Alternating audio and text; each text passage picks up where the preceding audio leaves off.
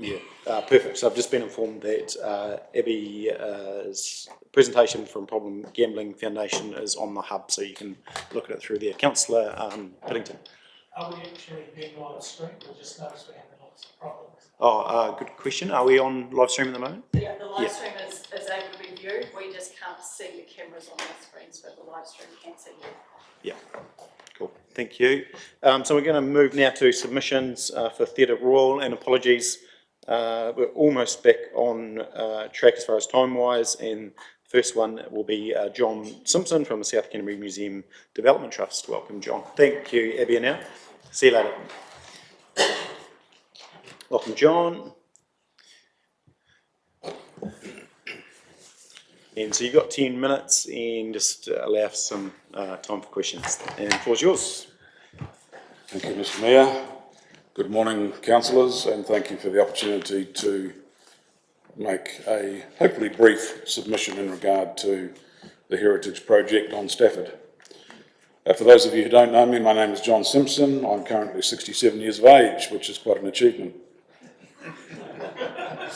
I'm here today in the capacity as Chair for the South Canterbury Museum Development Trust, and obviously we have a significant interest in the project in Stafford Street.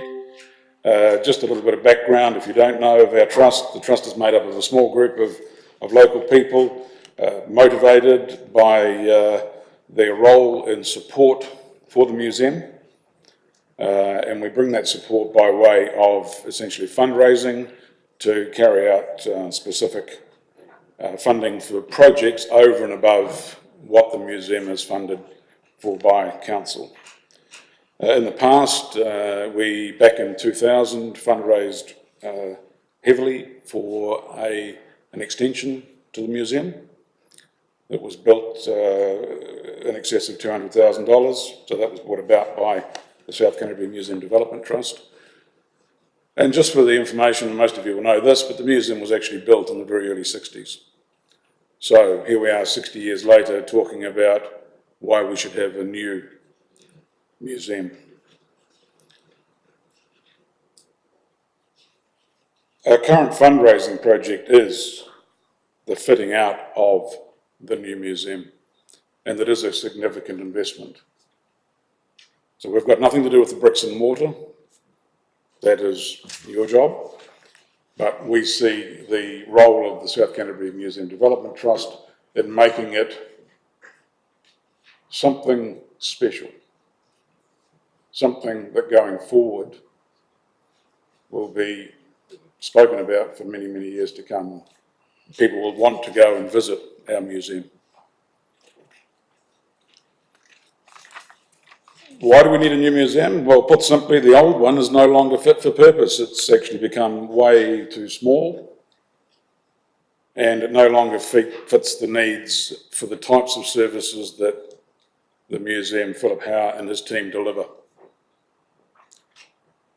Being too small, there is an education aspect to the existing museum, and it's a small room where a lot of people are taken, and we'll show films that the Trust has funded, and they are films of local past notoriety, people like Colin Murdoch, for example, and others who have featured and have contributed to South Canterbury's growth in the past. And there'll be little 10-minute dissertations that you can go and view those films and understand who these people are and what their involvement was in South Canterbury. We also host, and I hope you know, that there is trained educators at the museum who take the small schools and the children from those schools and teach them about South Canterbury's history. They do that a number of ways, but some of the more exciting ones, and it's pretty hard to engage with kids, as you probably all can imagine, if you've got them or had them, in that they don't have a particularly long attention span. So I think what Philip's team do there is they dress them up in period clothing. They get them interested in some of these past histories, and in doing that, it reinforces. The picture tells 1,000 words, is the scenario I think Philip's looking to achieve. But we do need a much bigger and more purpose-built facility for that reason. The building's obviously difficult to access. If you haven't been to the museum recently, I'd challenge you to take a quick trip up those stairs. There's a number of them. I haven't counted them, but I'm sure there's more than 39. And thank you, that was quite significant then. The point I would make is that I think it prevents a lot of people who may have visited from actually doing so. And that could be just for a number of reasons. There is access to the back, equally restrictive in some respects. A state-of-the-art museum will go a long way to addressing the need to be a competitive option for this type of entertainment, and I'll call it an entertainment. We are competing, obviously, with a number of other activities. A museum is seen as a place where you go and look at bugs pinned to a board, sitting in a drawer, or where you might smell some musty clothing worn by somebody 120 years ago. It's not that anymore. It's actually a completely different animal, a museum. It's a place where people can go and engage. They can go and check out the history of our past, and they can also look to the future from some of the activities carried out in a museum. It's got to be a viable option for young families. It's got to be somewhere where people want to take their kids. And again, I can only state from my personal experience that I have actually done that, and I've enjoyed the facility, but I think we just now need to realise that it has to go to next level. The museum is a cornerstone of our local community. It's one of the cornerstones, the others being, for example, the art gallery, the library, and the Theatre Royal. The museum is a meeting place. South Canterbury has had significant changes to buildings in our region. I'm looking at 3 minutes 45.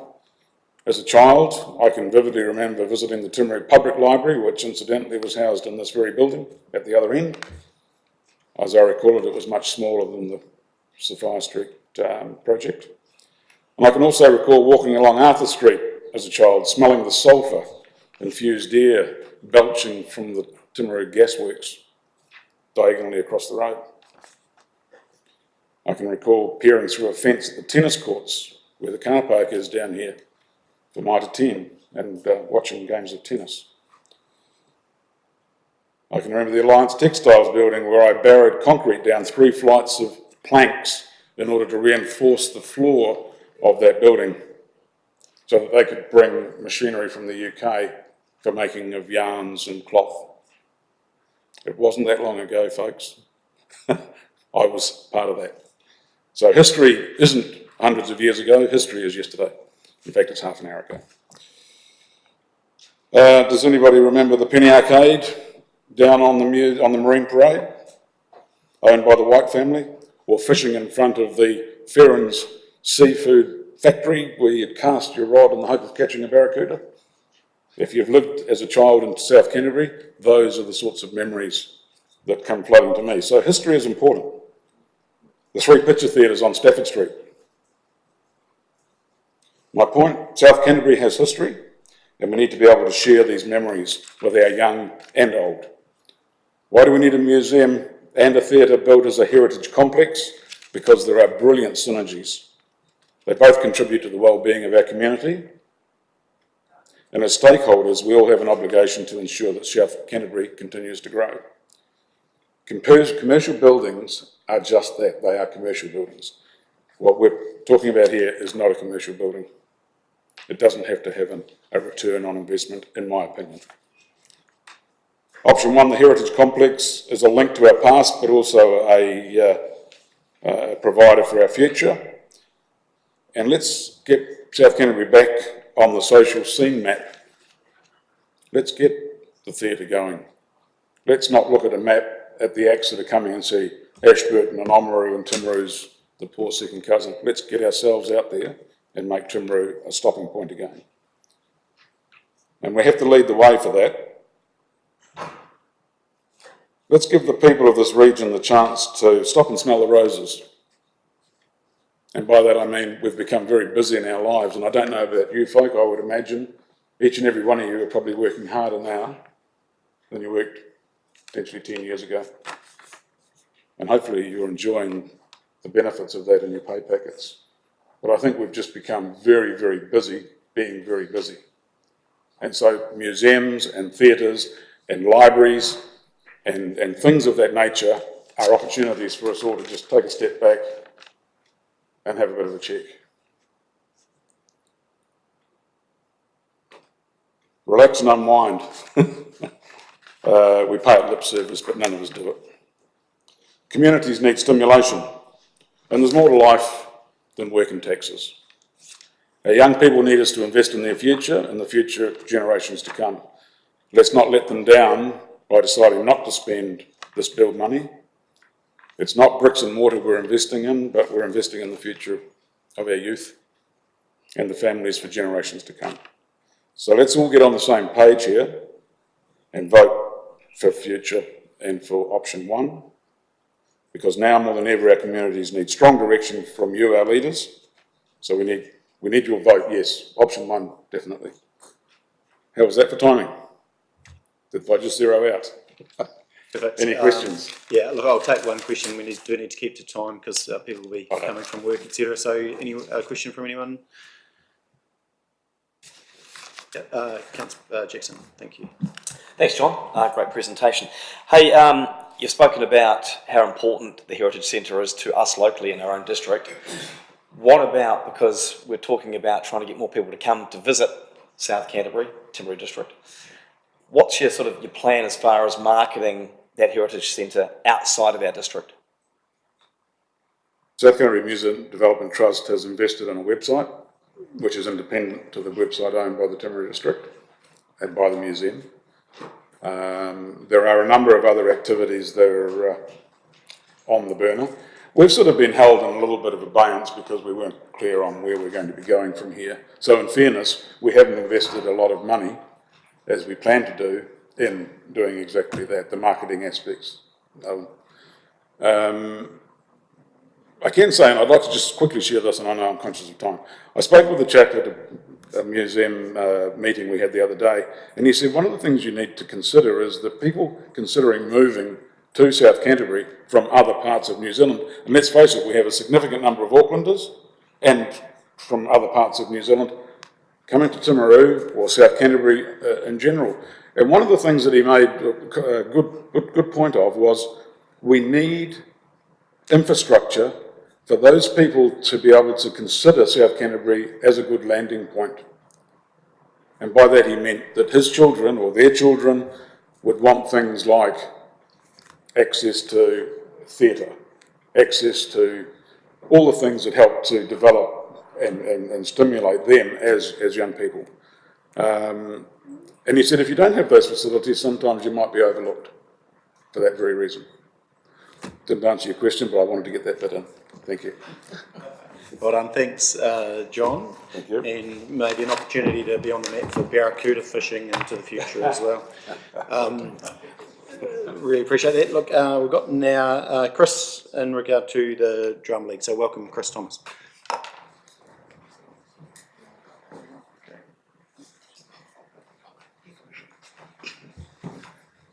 And Jess, you are going to make sure I can see that. Yeah. welcome, Chris and Mark. Floor's yours. Okay, it's really dark. It's crowded. We're jammed in together, shoulder to shoulder, very much like this. Heads are so close together that I can actually see little drops of sweat dribbling down the makeup. Their eyes are blank. There's little lips are moving, I can sort of see that, but there's no sound, and there's this overwhelming smell of hairspray. I'm absolutely shitting bricks. I feel like I'm going to be sick. No, I'm not. Yes, I am. And the curtain goes up, and it's gone from very, very dark, and it's now lit up and feels like this furnace blasting light straight into my eyes. I can't see a thing. keep your head still. Don't move your eyes. Don't look down. I can't look up because I'm blinded by these lights. I need to be on that little white dot on the floor because I'm the first out and the rest of the cast are taking their place from where I stand. I need to be in exactly the right spot. God, I want to puke. Why did I agree to do this? I can't sing, I can't act, and I most certainly can't dance. And then I remember I heard one of these famous rock stars actually singing, that said, singing is like being in a fairy tale. And it sort of feels magical. That's what I've heard. About the magic of hearing thousands of people singing your song back to you. I think it was Taylor Swift said that. Why am I thinking of Taylor Swift? There are hundreds of people out there and my stomach is churning. Am I in the right spot? I must be, because out of the corner of my eye I can see my castmates fanned out left and fanned out right, and I still actually can't see a thing because those lights are in my eyes. But is that clapping? I never noticed that. Yes, I can hear clapping, and I can now see people in front of me. The music started.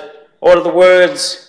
What do I need to do with my arms, my legs? Keep smiling, don't vomit. Count the music, move your arms. Be natural. Am I in time? Look at that distant point above their heads. I can't see anyhow. Listen to the music. And there's my cue. And that's actually the story of my first time on the Theatre Royal stage.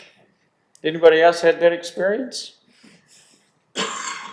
So theatre and performing arts is about telling stories.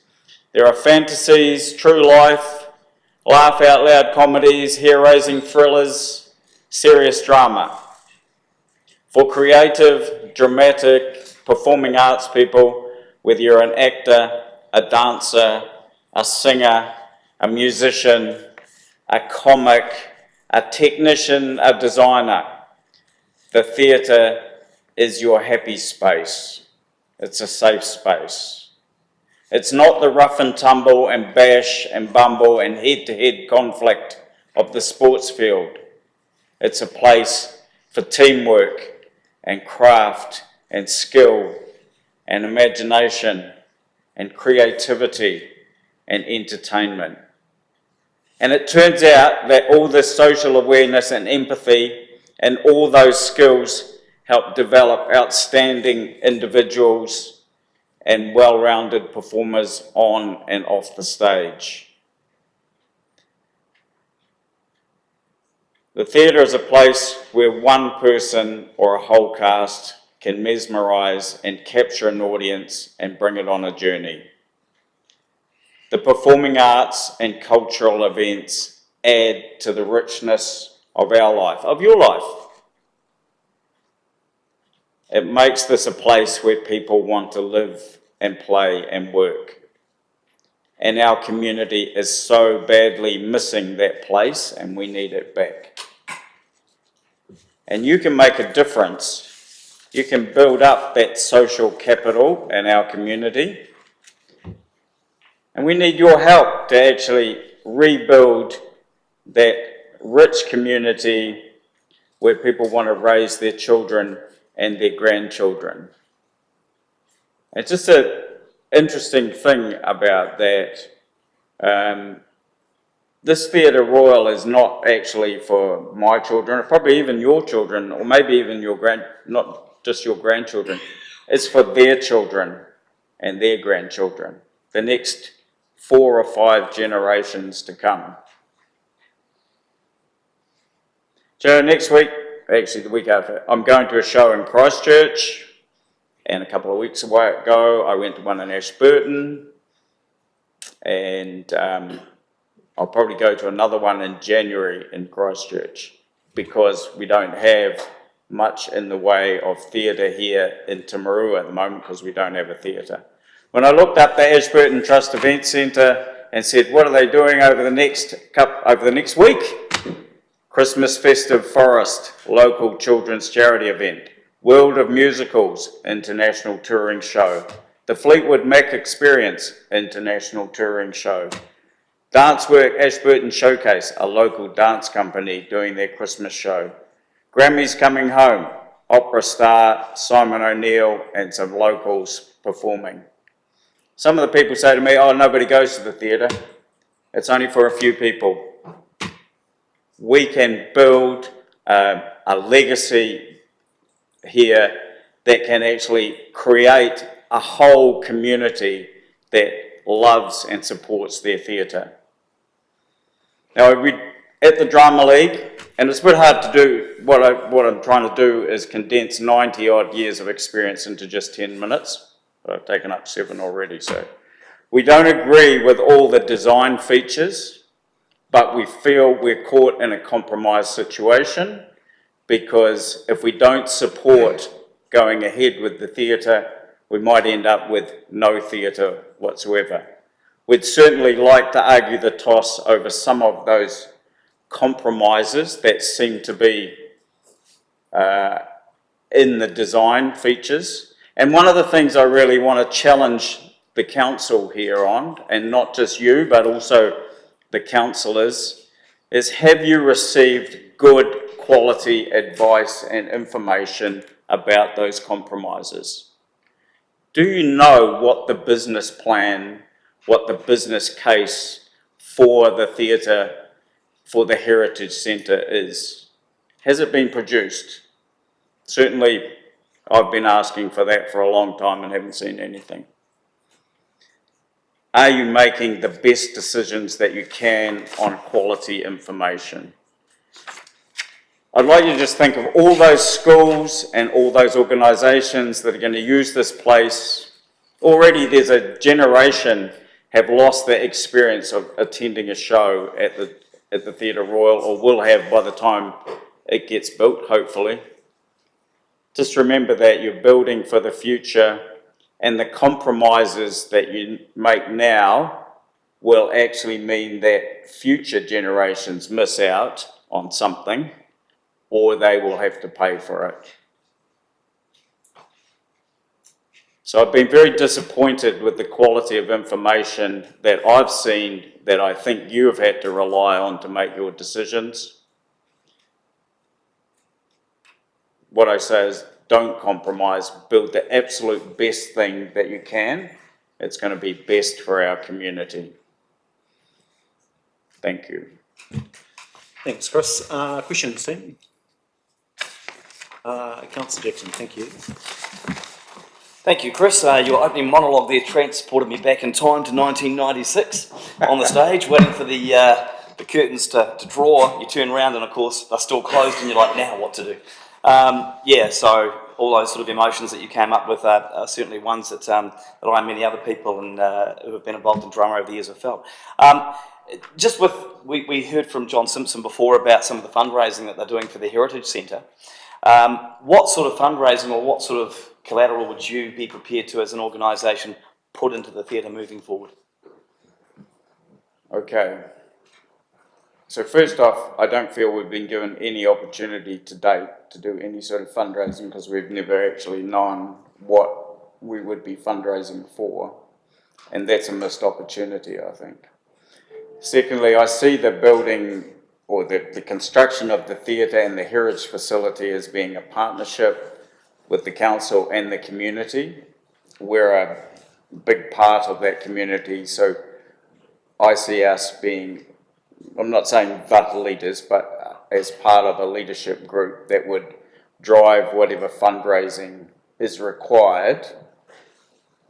But that's a bit of a open-ended question at the moment, because we don't really know, sort of thing. So, yeah, we would be more than willing to contribute and to take a leadership role in fundraising, but until we actually know what we're actually fundraising for, or what we need to fundraise, it's a bit difficult to answer that. And I do just want to just go back to your question, your comment, OJ, about standing in the centre of the stage. One of the things is, if you do stand in the centre of the theatre or stage, as it used to be, write down your standing right in the middle and the curtain opens, what do you see? Nothing, because there's no seats right in the middle. Put some seats there because that's the best seat in the house. Any other questions? Yeah, councillor Booth. Thanks, Chris. That was really good. There was a business case done back in December 2017, which was the result of a Shan Shelton report done. I believe they're a I professional. read the report, thanks, Alan. Yeah. Okay. I So, don't think that's a business case. sorry? I don't think that's a business case. That was a design spec. So there's a report here, business case, Timaru District Council. Okay. And it outlines actually the amount of money, 8.6 million, and the recommendation to basically accept the report and get on and do or consider that work. So did you look at that and review that? I have read that report. The interesting thing is that that's what they priced it at, as an investment to replace certain parts of the theatre, if I understand it right. So it's not, I haven't read it for a little while, but I have read that. What that doesn't tell me is how the theatre would operate with an investment of 8.6 million or 57 million. And therefore what investment, what additional investment the council or the community should put into it. At the time, that report was undertaken, that was to repair or remediate the existing safety and usage issues that were in the theatre. It included a new back of house, a new roof, a new fly system, a new entrance to the back, and obviously a refurbishment. Done by a professional company specialised in theatres. So, you didn't have the opportunity to give feedback on that? I mean, at the time? I don't think we got the opportunity to give feedback.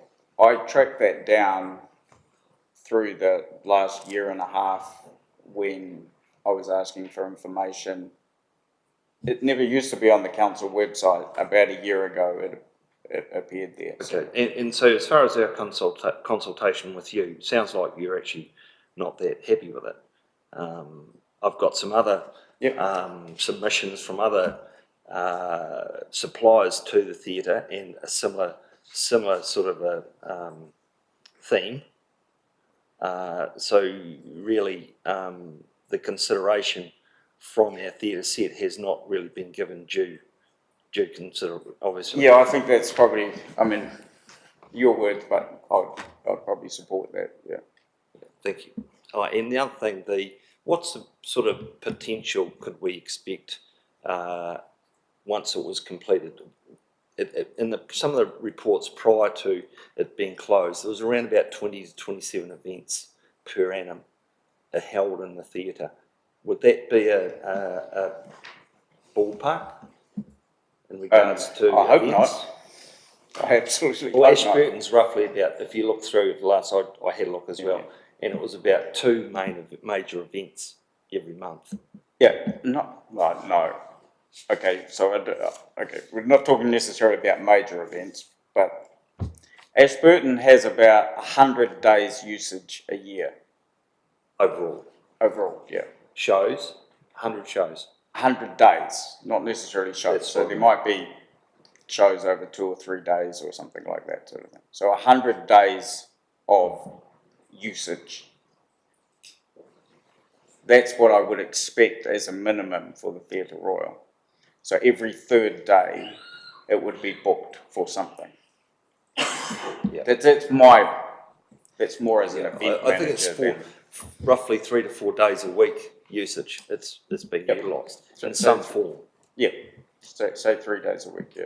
That's cool. We'll move on because we are in the interest of time, but I think the key point, and you've summarised that in your submission, Chris, is around the operation model is the business case that you're talking around, marketing, promotion, that sort of thing. So that's been well communicated. Any final question, and then we'll move on. Thank you. Clinton. Chris, this has been a long journey. I acknowledge that. I'm just interested when we talk about Ashburton, a brand new build versus what we've got in the Theatre Royal. We took the front off it in 1992. You guys were keen for us to knock the back off it to make a stage house that's worthwhile. Would your preference have been, had you been given it, a new build rather than trying to do what we're doing now?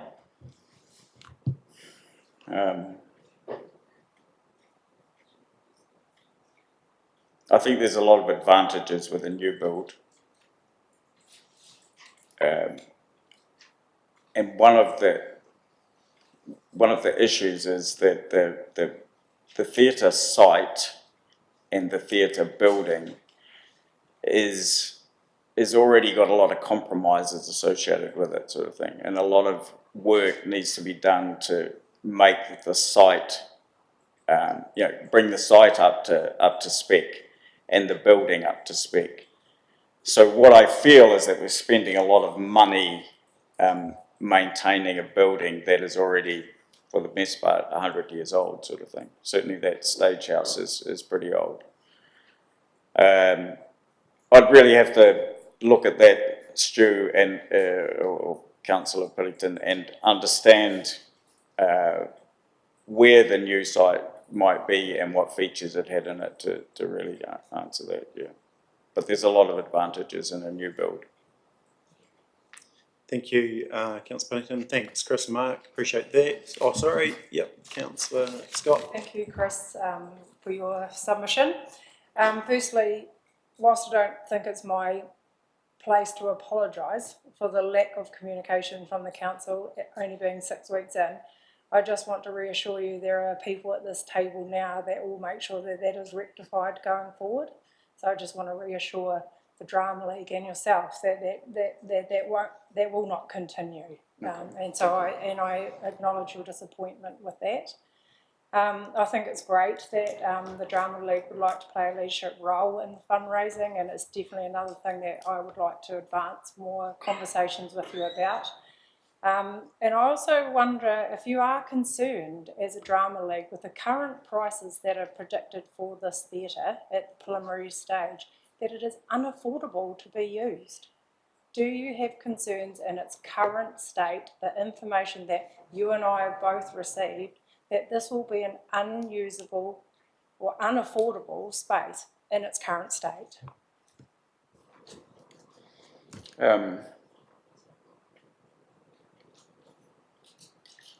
I think there's potential for that to happen. I don't know the model. I mean, Councillor Booth and I were just talking about the number of days usage, so that sort of can give you some sort of indicator of what it would cost. Other theatres, and I'll give you an example, the Ashburton Theatre Trust, as I said, runs about 100 days a year. So to be realistic, the Ashburton District Council subsidises that theatre for about $300,000 a year. Now, their higher pricing is considerably more than the old Theatre Royal higher pricing, probably by about a 30%, 20 to 30%, right? So that, but, as one of the things that we have done, because we can't always, we haven't got a theatre here, is that we've staged a show in Ashburton, so we know what that pricing is and what it needs, what's required to sort of cover the costs of running a show. I don't know whether or not, there's a lot more to answer that, and that's part of what I was talking about with Councillor Booth, is that the actual business plan, how many days is it going to be operating, what is going to be the cost to operate that theatre out through the next 2, 3, 4, 5 years sort of thing, or the first 4 or 5 years of its operation. Does that answer that? Yep, thank you. Appreciate your submission. Thank you for the opportunity. No worries. So moving now to welcome Jimmy Wallace. And councillors, just in the interest of time, we need to be disciplined, so make sure you have a question and you get in early because we may not have time for all of your questions. So if you have a specific submitter that you want to ask.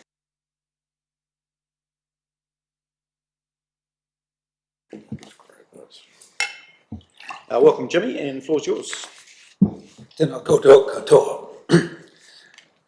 I'm here as a board member of the South Canterbury Historical Society, and our group might be described as the friends and supporters of the museum. We have about 80 members. We have lodged a written submission supporting option 1, and it gives some background, and that will be on the record. But we do appreciate the opportunity to speak. We regard the museum as an excellent facility. It is well run, it has excellent exhibitions, education programs, and research facilities. However, as is well known, because the council has had reports done over the years, there are limitations and issues with the Perth Street site. This option 1, as we see it, provides an excellent solution to those issues with the public face of the museum located in the CBD and the back of house functions remaining on the present site. However, in addition to the benefits that will be considerable for the museum and groups like ours that are associated with it, we believe the entire community will benefit from option 1. And we agree with the point made in the council reports that option 1 will be a key element in the regeneration and rejuvenation of the Stafford Street South area. This is not merely, of course, just a matter of fixing up buildings that we now have, but rather beyond that, it involves the creation of a new asset for the city, a major attraction, and an expansion. Our society is interested in history and heritage. We're associated, for example, with the Timaru Civic Trust. I am a long-standing member and the current patron of that trust. And in fact, our society has just published a heritage guide to South Canterbury, and I have a couple of copies here to pass around among councillors if they're interested, councillors. And interestingly, on the cover is a photograph of the Gladstone Board of Works building just across the street from the area that we're talking about refreshing. I mention this matter because we've seen what the Civic Trust achieved with the Landing Service building. And with the assistance of the Council and Heritage New Zealand, an old building in a dead area was converted into probably the liveliest part of the city. We must acknowledge the contribution of His Worship the Mayor in making this happen long before he took office. But I can tell you that in national heritage circles, the Landing Service building project is regarded as a remarkable success story, and it shows what can be done when you give an area a life and a function and you bring people there. The theatre and the museum project will do this by day and at night. We believe the building will be a catalyst to improve the area. These are public buildings which will benefit the community. They will attract conferences and other events. They'll be a major asset. Timaru City should have both a theatre and a museum of quality, and we urge the adoption of option 1. I don't know if you have any questions, but thank you. Thanks, Tim. Thanks, Jimmy. Any questions? Councillor Booth. Jimmy, thanks for that. And what would you suggest? I mean, at any cost, do we carry on with this, or do we actually do we need to think prudently about this and how much we actually should put into this? Yes. Look, I haven't dealt with the budget question, but clearly something has to be built because it's the worst site in the South Stafford Street area at the moment. So you're going to have to spend something. If you don't do option 1, I understand that the injection of government money, a substantial amount into South Canterbury, will be lost, which will be a bit of a tragedy. Yes, it's expensive. It won't get any cheaper, but I believe, as I've said, that you are creating a benefit, and it will be an asset that if it's well managed, and I haven't commented again on the business plan, but it must be properly operated, it will be a plus. That's the way we see it. Thank you. Any further questions for Jimmy? No, all good. Thank you. Thanks Thank you. So much for your submission. Appreciate that. 6 in Melbourne.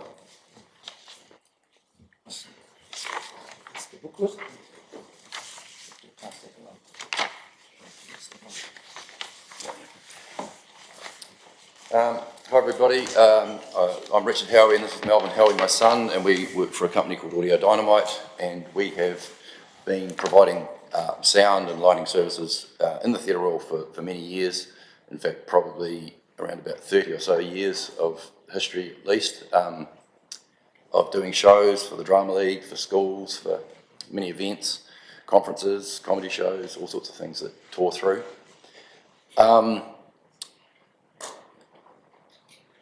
Basically, we support option A, but it's sort of, we've got a number of issues that we've got that sort of surround that. Primarily in my submission, I sort of mentioned that there's a lot of things that are wrong with the current theatre, with its old design, that really is not up to modern theatre designs in particular for putting on productions and shows. It's if you look at most modern theatres that have been built or renovated around the country, they have just about all removed the back of house and they've renovated completely and done, gone in quite a different direction to what I believe the council's heading with this project. In my submission, I mentioned that there's problems with, for example, the orchestra pit. I'm one of the few people here that has worked extensively in the orchestra pit with orchestras, and there's few other people that have. And it's too small.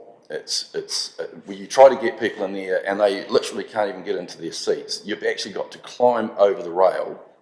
Musicians have to climb over the rail to get into the orchestra pit when it's got a full, well, and we can't even fit a full orchestra in there because it's just so cramped and small. So I'm a bit interested to know whether there's going to be anything done about that to start with, because it needs to be extended underneath the stage. I believe the stage is being removed and levelled. Perfect opportunity to actually deal with that properly, increase the size of that area under there. It's also cold and damp down there because there's an issue with moisture in the theatre, down the bottom, especially down there. You get down there and you'll feel the cold and you'll feel that damp air. That needs to be addressed. There's obviously, if you're going to be looking at going under the stage, there's always been an issue of a lack of storage in the Theatre Royal, and that again, right from the outset of this project, we've tried to encourage the council to look at excavating underneath the stage and making that whole area storage area and room that they can put set and props and even, you know, in other theatres, they have, Singers as well, sorry, what? other singers. Yeah, backstage singers, all sorts of things. We've done a number of shows where the backstage area is so small that it is actually verging on dangerous, trying to get cast and crew and set moved backstage. As well as props. Yeah, and the current design doesn't address that at all. And that is frustrating, you know, because we're going to end up with those problems are still going to exist. And other problems that I put in my submission were things like the fact that the current seating, for example, is in the stalls is very shallow, very poor sight lines in it, so it's not a steep rake that the audience has to look at the stage. The stage is to be levelled, I believe, so it makes it even potentially worse rather than better. If you look at a lot of other theatres that have done renovations, they've actually removed the stalls in the circle and made it one single tier of seating that's a steeper rake of seating, and everybody gets to get a good view. Gore, for example, is a classic example of that. In fact, they had an old theatre that they renovated, and they pretty much did what should have happened to the Theatre Royal, which is remove the back of house, remove the seating, put in a steeper tier of seating, and address a lot of the issues that are technical problems with a theatre that the public doesn't see. The public never sees these issues, but we're the ones that have to try and deal with it. The other main issue that I see is around the load and dock, and we've brought this up numerous times. You've currently got one load-in point for what is effectively going to be sound, lighting, set design, props, costume, makeup, musicians. Now you've also got the museum on top of that, and that's not taking into consideration the fact you may have a show packing out one night, the same night as the next show is trying to pack in. I believe it's frankly unacceptable to accept a museum with a museum and theatre facility that only has one door to load in through. There are numerous other places that this could be looked into. For example, you could look at the southeast entrance to the stage. That could be used from Welcome Street. You could have a second load and dock that benefits solely the theatre, because arguably it is when the theatre has a lot of traffic that this becomes a massive issue. That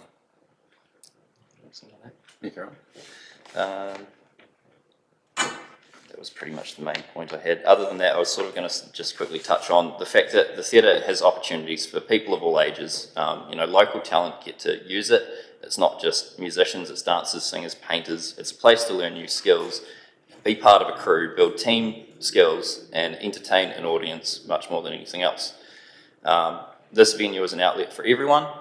Not everyone wants to be a sports star, not everyone wants to be on a sports field. So I believe this is the main community space that brings together people of all these communities to work together to put on a performance. And without it, we'll lose our cultural part of Timaru, which I strongly stand for.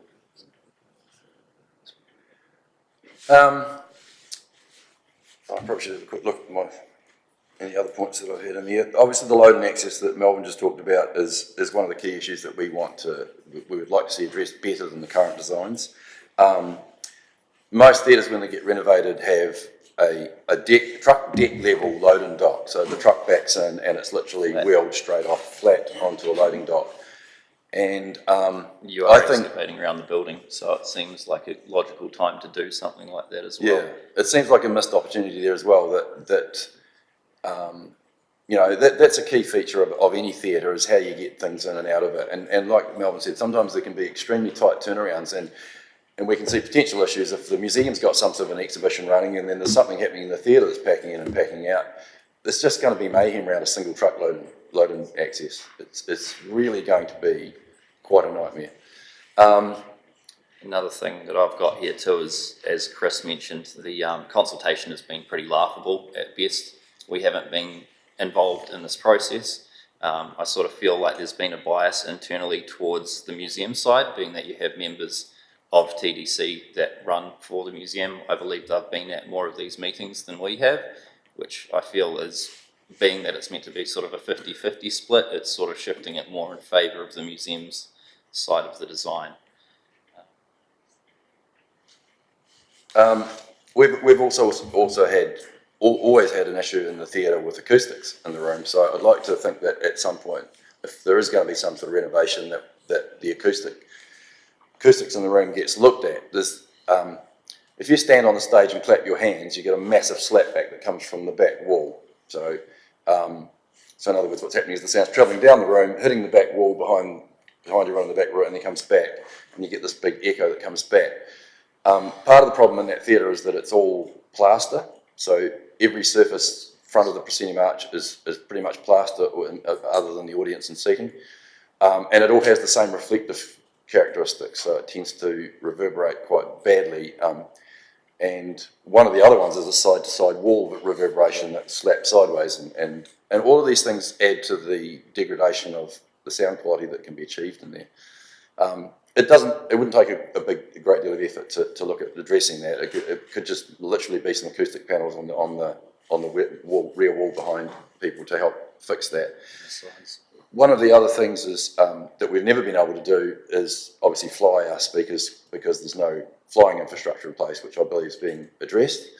But to coincide with that, we also need the ability to be able to mount speakers or get them installed under the balcony, because in the stall seating, there is the people that are back underneath that stall seating really don't get covered very well from a speaker system. So the further you are back in the theatre, potentially the worse it is from a sound point of view. And the current existing design, there's really not a lot we can do about it, other than putting our speakers very low on the stage.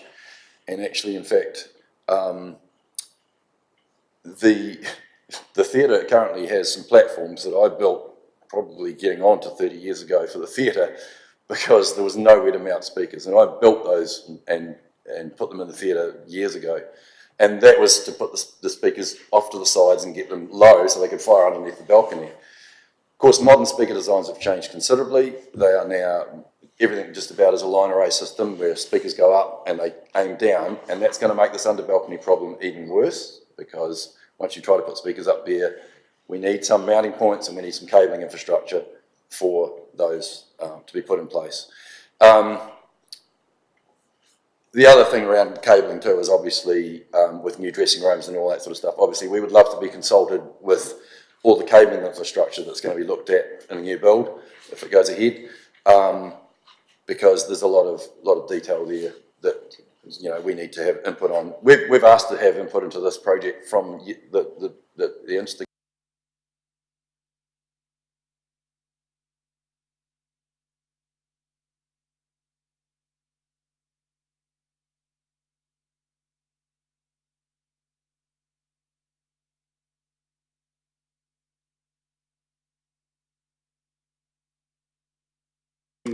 Look, if it does go ahead, you would be very interested in getting your input around that detailed design, obviously, and we won't have time to work through all of this now, but there'll be questions to work through, like Stix's, come to you in a minute, Councillor Booth. There's some really good points that would need to be worked through with officers when decision time this afternoon. So, Councillor Booth. Thanks. It's really interesting, and it's to see obviously your consultation's gone. Have you worked in a theatre that actually is more, you would say, more appropriate for a town like Timaru? Just about everyone. Invercargill, Christchurch, Blenheim, up the North Island, we've been through so many theatres, it's not funny. I guess I'm thinking more along the lines of the size of our town, like Ashburton, you've got multi-purpose, which is actually a small conference facility as well. Yeah. Blenheim is the same as well. That's okay? Yep, they did the same thing. They bowled the back of the arch back, which I've been saying from day dot. Blenheim built new, which again is the other option that we would primarily. So you're probably aware there's lots of examples of theatre around the country that are theatres that have been renovated and done a pretty good job of it. Blenheim is the one that did a new build, and I really wish the council had looked at a new build when all this started to blow up, because if you go and look at that venue, it is just amazing compared to the antiquated design that we've got, which is old school theatre design. And don't get me wrong, I love the theatre. It's got a great atmosphere and character, but it doesn't meet the needs of modern shows very well. So how long have you been doing your in this industry?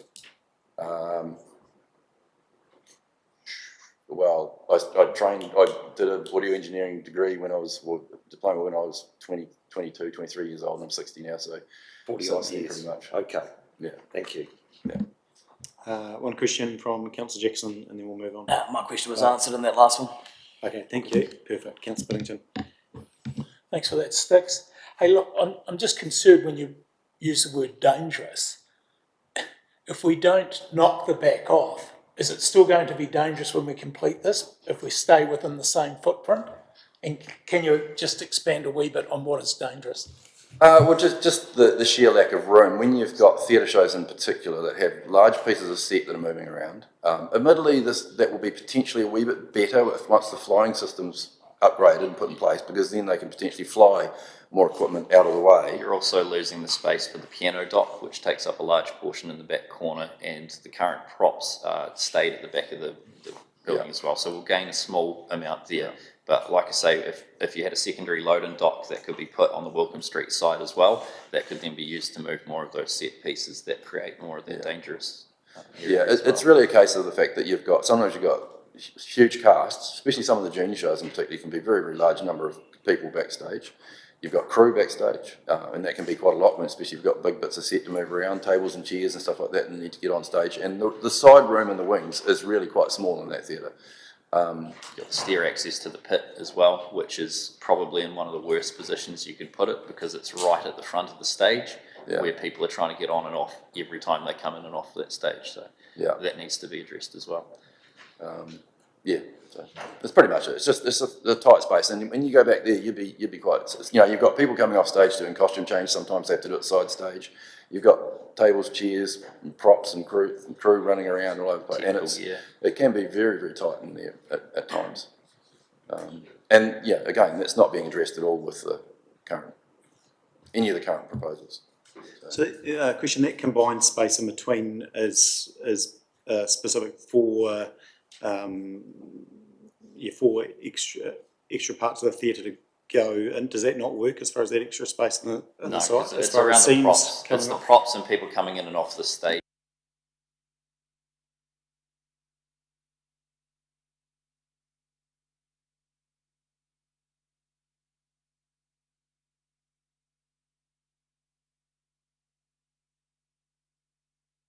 Pieces of set small enough to be able to fit in that theatre. They can't do difficult stuff. When we did Les Mis there years ago, that was it was only just able to fit all of that set in there, and it had to be modified to even fit in the theatre, because every other theatre could take the whole thing, and it had to be sort of adopted to fit into that space. So, It was a touring show as well, so that's a stage that went through the whole of New Zealand. Same with Mamma Mia, it came through. That was 3 shipping containers, which again comes back to the load-in issues. So. Cool. Thank you. Really appreciate that, and thanks for taking the time and the detail. It's really important. Thank you.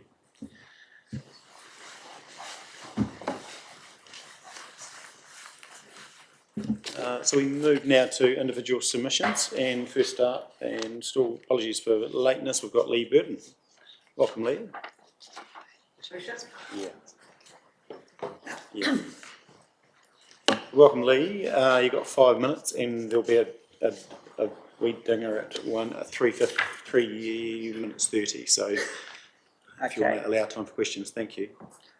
So thank you for the opportunity to speak on this issue. I first gave a submission to this project when it was proposed to spend 12 to 13 million on the upgrade of the theatre. That was a few years ago, and I think in the 10-year plan there was about 10 million allocated to it. I suggested then that the council needed to consider what was affordable by the ratepayers. I suggested that councillors should consider looking at the new theatre in Ashburton, which at that time could give Timaru a brand new earthquake standard building with the ability to hold conferences, etc. And I'd also been told to build a replica of the Ashburton building would cost $9 to $10 million. So you get a brand new building instead of a slight upgrade of an old building where you only were doing a little bit at the front and the back.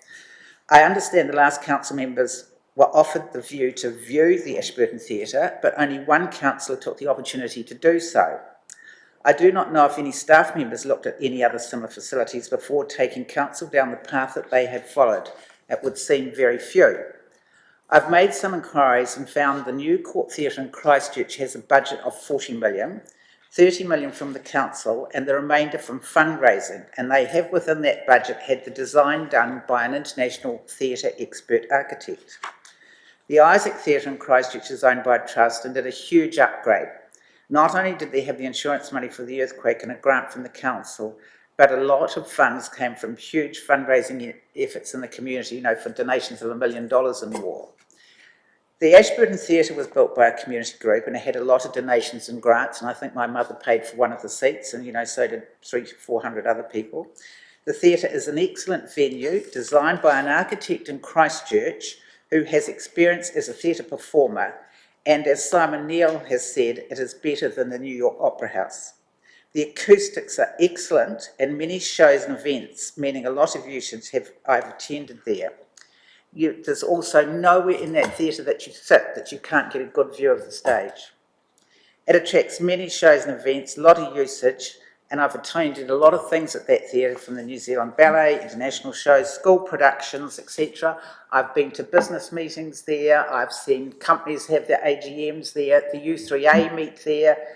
It gets not just for shows, it's lots of other things because it's got a thing and it can hold the conferences. It's fair to say it encourages me to go. I've gone to lots of things. It cannot say the same for the Theatre Royal here, the Timaru Theatre. I think I've only been, dare I say it, 3 times in my life, and only because I had to. I was told 2 years ago that this cost of this project in Timaru would cost in excess of $40 million. And it'd be fair to say I waited a long time.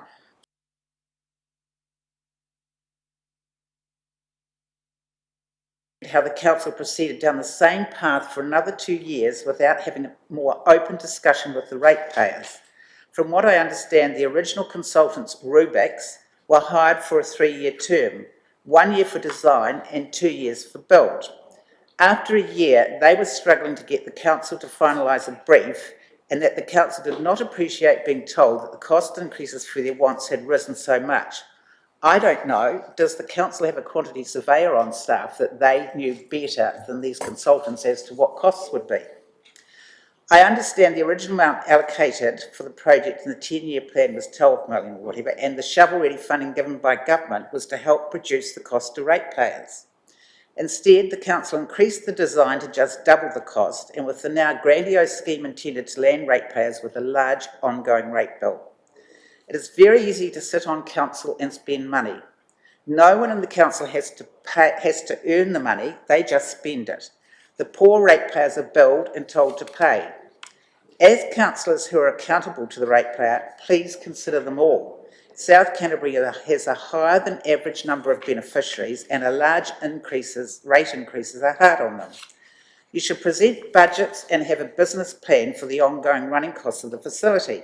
Can I suggest you have a working group that consists of councillors and staff to consider the project, and that you as a council have far more discussion and open forum? Most would agree that something needs to be done, but I've not seen any evidence of a properly planned and well-researched project with appropriate information made public for us to make an informed opinion. May I also suggest that the most important part of the project is to make sure you use a specialist architect for the design. I don't think that design and build is the way to go.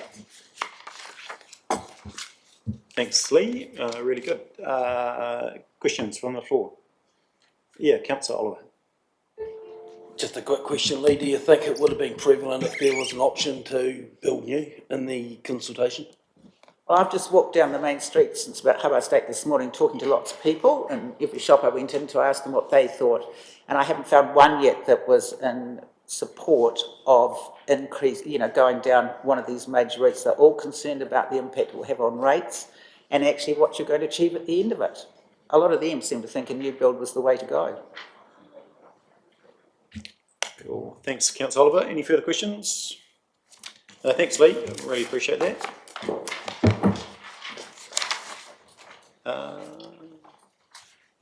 Is Ian here? Oh, yes, Ian Henley. Welcome.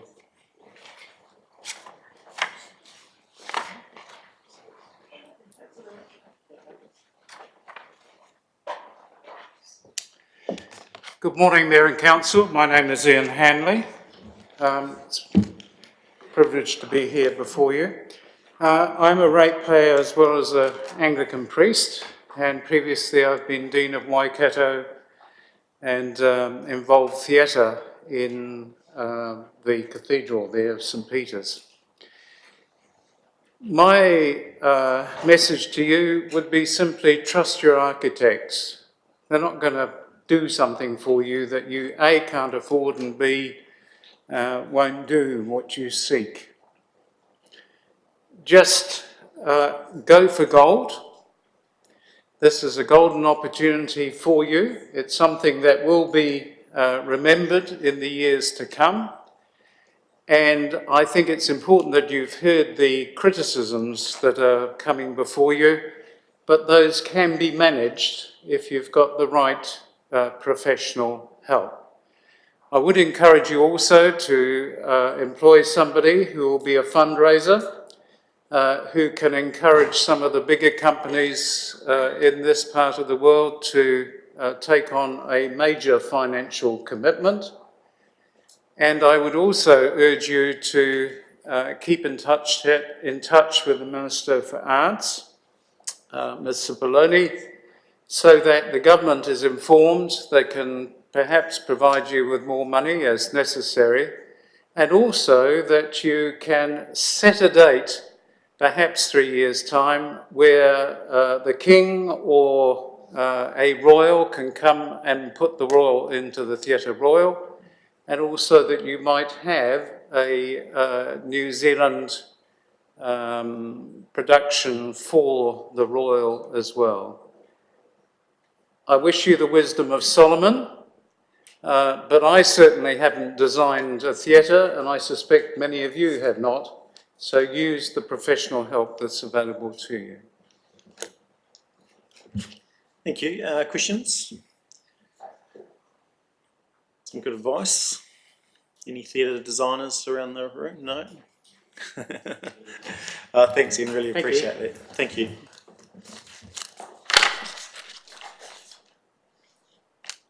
Jeanette. Is Jeanette here? Oh, Jeanette? Yes, perfect. Thank you. Welcome.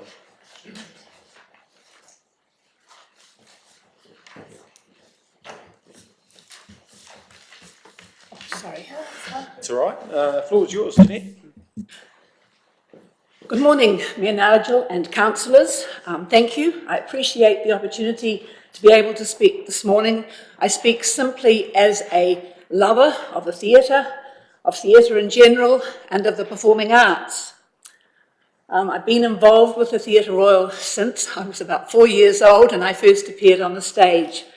I've been a performer, I've been a choreographer, I've been a hirer of the theatre, I've been a member of the audience many times, and I was one of the early friends of the Theatre Royal.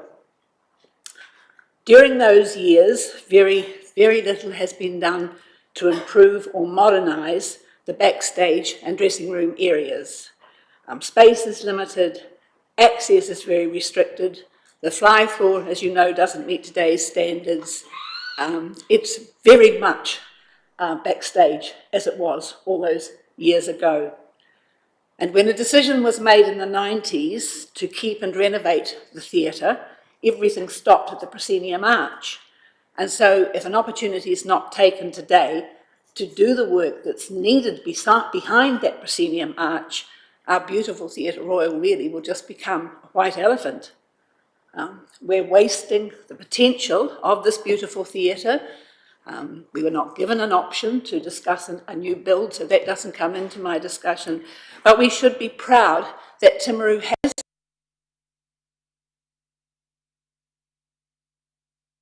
the size of Timaru to have a viable theatre is very sad. We shouldn't have to be travelling to Timaru or Ashburton to see performances and there meet up with a whole lot of other Timaruvians who've already been forced to travel. I was involved for many years with the Royal New Zealand Ballet.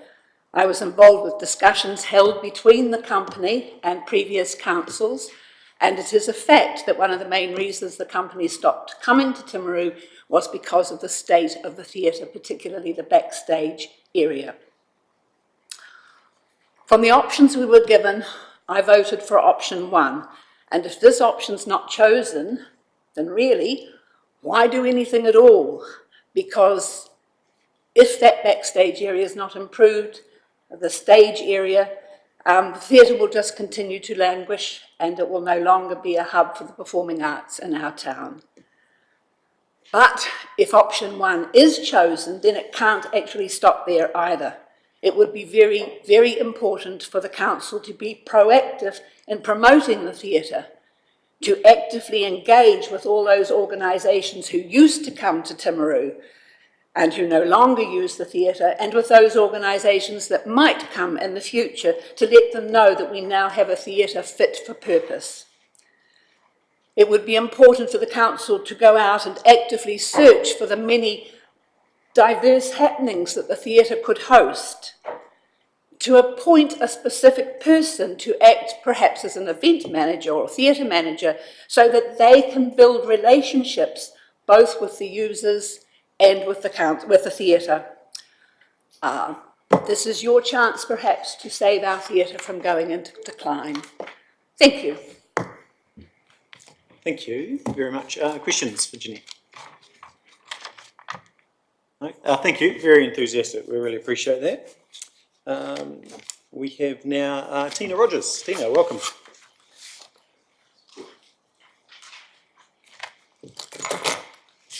See you. Thank you. Floor's yours. First of all, I'm echoing a lot of the sentiments that I've just heard here, but I feel that it's remiss to be deciding to spend such a significant amount of money without a business case to provide information to you councillors who are making the decision and the public to be able to make an informed decision. I see that this would tell the story about what is planned, why, and how it would work when completed. I know there's a lot of sentiment and the feedback for do it once and do it right. There's no doubt that the performing arts and heritage are important parts of our community. But how do you know that what is being proposed is being done properly, especially for the theatre component? How can you be sure that we will not end up with a white elephant? What are the objectives of the spend? How will it generate more use? Will it be fit for purpose for the next 50 to 80 years, which is the time frame we're funding this over? How does the current plan that's in the consultation document relate to the return brief report that was done in 2020? That looked a comprehensive document. How does this relate to it? The world's changed significantly over the last 3 years with COVID. How's this been factored into the project?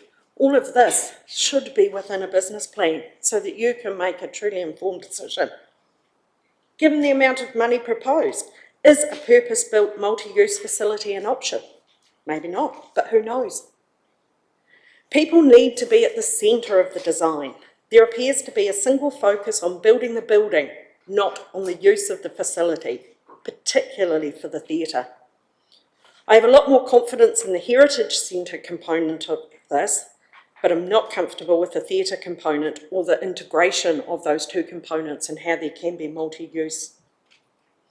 It appears from the feedback to this consultation that there are several stakeholders who have a lot more knowledge that have concerns about the theatre details and the poor process to date. This just increases the probability of a white elephant for the theatre.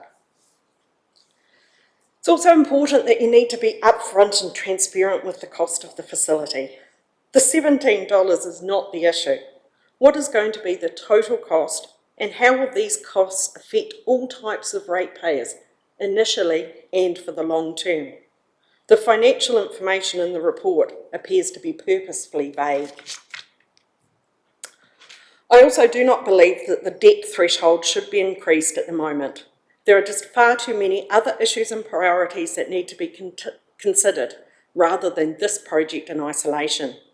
I do not consider that the significant increase in cost is to be good decision-making or governance when there are so many issues outstanding, including the art gallery and the significant or lack of significant progress to date and the difficulty in trying to get that work done.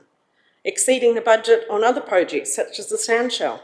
The significant spend expected at Aorangi Park, and how reliable are those budgets?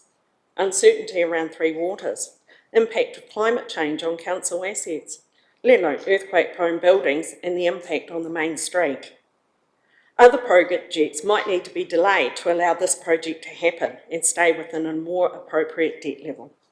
So my recommendation is to pause and reassess. Bring stakeholders on board. Develop an operating model around the people, not the building, and look at the long term. Be transparent about the costs and the impact on ratepayers, and look at the broader issues and decide if reprioritising is required. Thank you. Thanks, Tina. Councillor Booth. Thanks, Tina. That was good. Now, we're doing this over 80 years, and you've mentioned that, and I've just seen some other information within the council that we normally would do something over like this over, say, 25 years. What would normally be your experience of, say? Traditionally, it would have been over 30 years, but we're certainly open to look at funding longer. I'd be very reluctant over 80 years, but yeah, there is some scope in there. But what's been put there, it's can't see. Business case, the information's not there for people to see. Yeah, okay, thank you. Thank you. Any further questions? No, really good submission though, Tina. Really appreciate the detail. Thank you.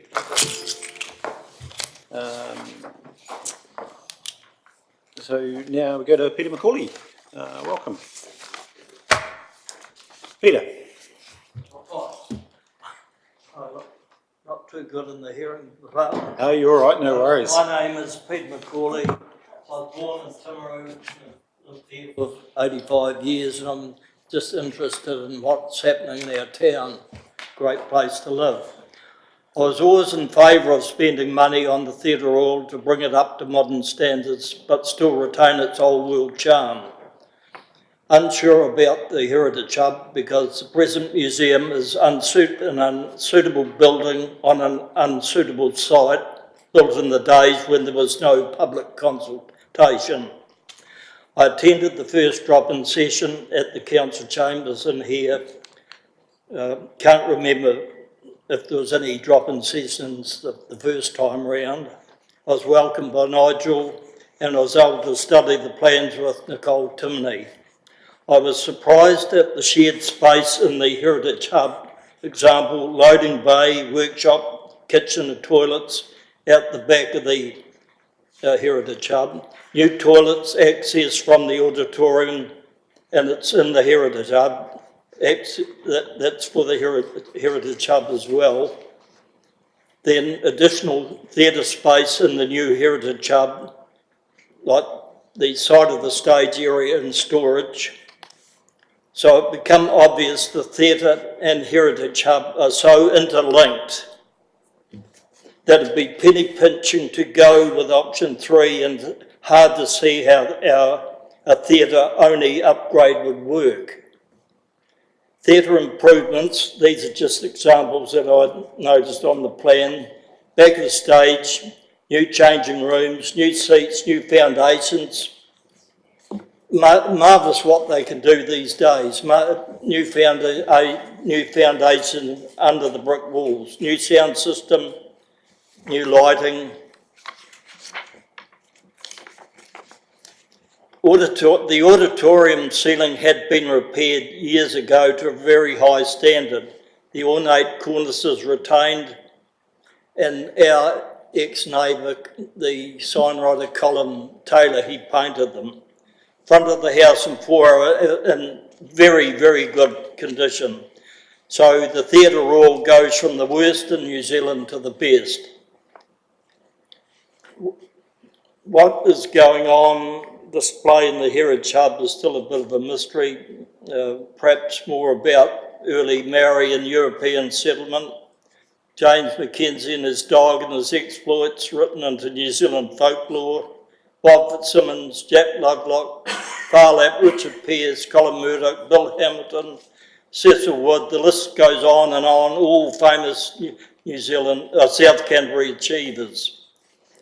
I've been to the Ashburton Event Centre twice. It's a modern, functional building lacking atmosphere and character.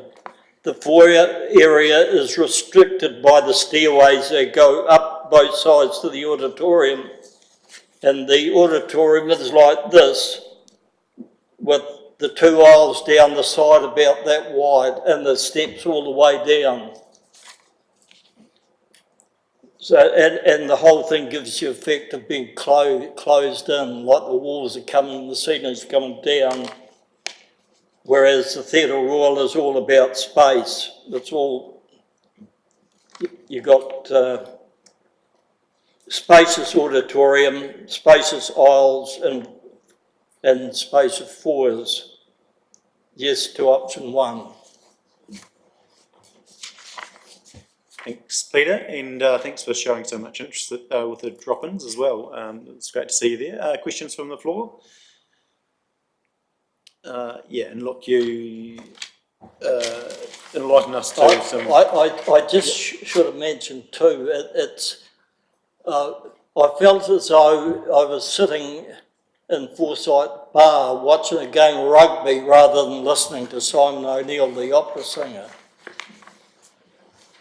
Thank you very much for it. No worries. Thank you for being engaged. We really appreciate it. Thanks, Peter.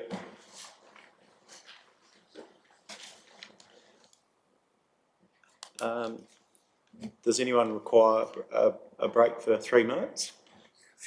Yeah, we'll do a 5-minute break, and then we've got Alan Roberts after the break.